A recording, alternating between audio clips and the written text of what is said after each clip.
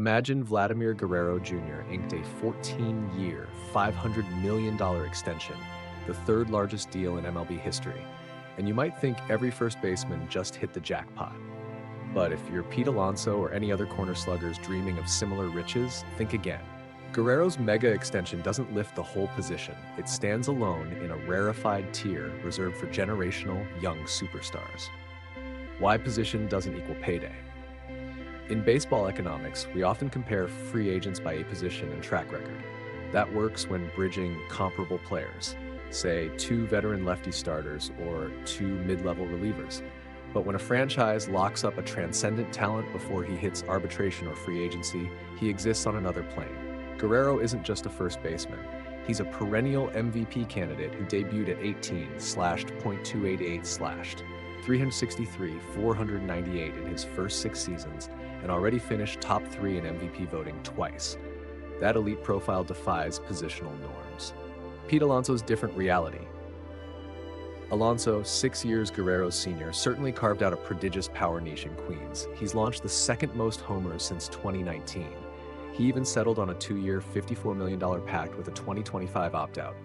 But age and peak performance windows matter. At 32 next spring, Alonso won't command a decade-long mega deal.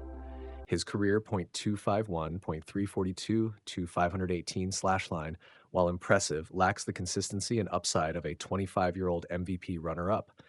Teams aren't valuing Alonso as a can't-miss cornerstone under long-term control, which is the premium Guerrero commands.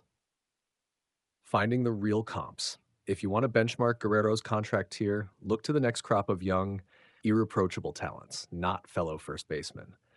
Consider Kyle Tucker, the 28-year-old Cubs outfielder who ranks among MLB's top 5 tool players, 3 All-Star nods, world-leading defensive runs saved, and a 306, 388 to 5-14 slash since his debut. Tucker, like Guerrero, blends youth, peak performance, and positional versatility. He'll be the marquee free agent next winter, primed to chase a 12 to 14-year deal in the $300 million range once his market opens. What this means for the market? Guerrero's deal doesn't shift the floor for all first basemen. It raises the ceiling for the next true superstar. Alonso's opt-out decision will hinge on his 2025 production and the landscape of mid-career sluggers, not on a contract that valued youth and future upside above all else. Meanwhile, Tucker's impending free agency will set the template for the next unicorn contracts, benefiting hitters and pitchers who match his elite blend of skills and service time. Takeaway and call to action. Contracts like Guerrero's and soon Tucker's prove that in today's game, superstar status transcends position. If you're excited to see who breaks the next bank and which players finally cash in, hit like, drop your thoughts in the comments, and subscribe for all the latest MLB contract news. Because in this era, the truly generational deals aren't written by position.